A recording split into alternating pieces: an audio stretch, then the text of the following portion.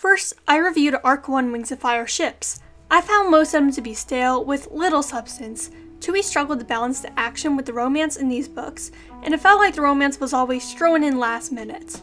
Then, I reviewed Arc 2 Wings of Fire ships. Arc 2 had fewer outright terrible ships. They scored much higher on average. Tui managed to up her game writing romance, mainly because romantic partners didn't come out of nowhere and instead were there the whole time, allowing for chemistry to be built up across multiple books. Finally, it is time to review Arc 3. The ships for Wings of Fire appear to be getting better as time goes on. Will Arc 3 continue that trend? Watch to find that out. And also, watch to find out my opinions on Arc 3 Wings of Fire ships, of course. Before we get started, if you're new to this channel, please think about subscribing. I regularly post both Wings of Fire and Warrior Cats content so you'll never be bored. And to my current subscribers, thank you so much for supporting me. I wouldn't have gone here without y'all. Now, onto the first ship, Blicket or Blue X Cricket. I like this ship when it gets going, but I don't like how the ship first starts out. Blue and Cricket get together within the span of like 3 days, and it feels a bit like instant love to me. Even though love develops fast in stressful situations, it still just feels unrealistic. I feel as though Blue fell in love with the first Highwing and proved his suspicions of not all of them being evil correct. On the other hand, Cricket's initial love for Blue can come off more as curiosity than anything else, some sort of forbidden fruit scenario. Despite that, I feel as though the two of them fit together well as a couple when it starts to actually get going.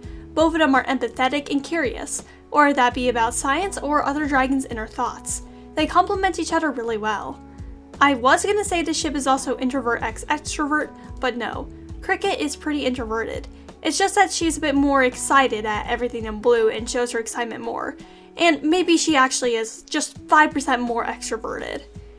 They seem to think more about liking each other than they actually show it to each other, which violates the core writing mechanic of show not tell, and is honestly a bit disappointing because I love cute couples moments.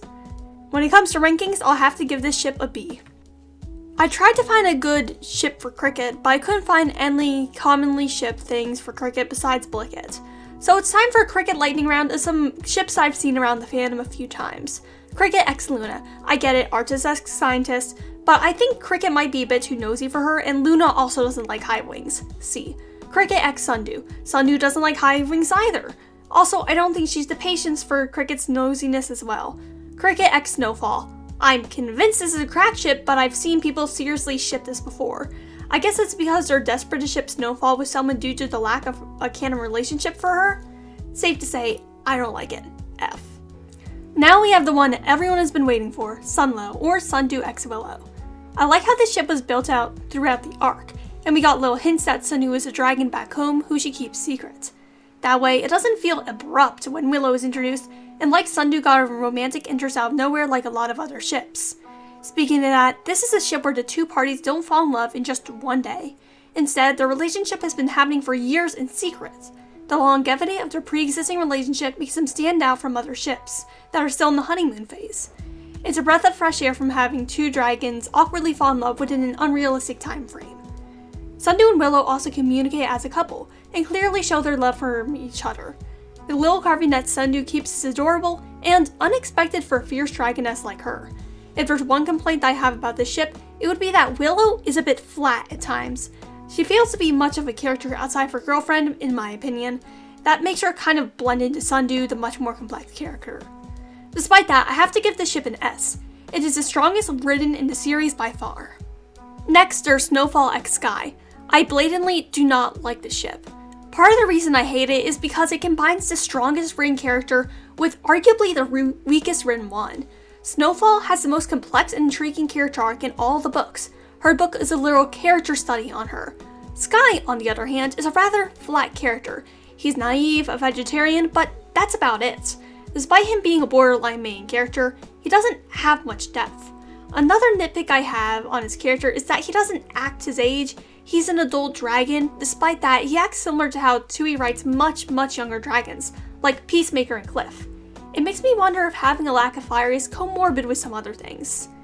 I can't see the two of them working together. Though Snowfall has improved a lot when it comes to her inner hater and patience, I don't think that she has nearly enough patience to date a dragon who acts half his age. Also don't think Sky is ready to date, as he was raised outside of dragon culture and should probably catch up on that first. It feels like shipping just for the sake of shipping. Because Snowfall's book doesn't center on romance, the hyper shippers tried to latch on the first character they could find to ship her with, which, in this case, is the utterly insane choice of Sky. I rank this ship an F. Finally, we have Luna x Swordtail. I really like this ship. I love how both of them are active dragons, revolutionaries in love. There's just something so special about that. The contrast between Swordtail's simplistic nature and Luna's complex personality and interests is very interesting.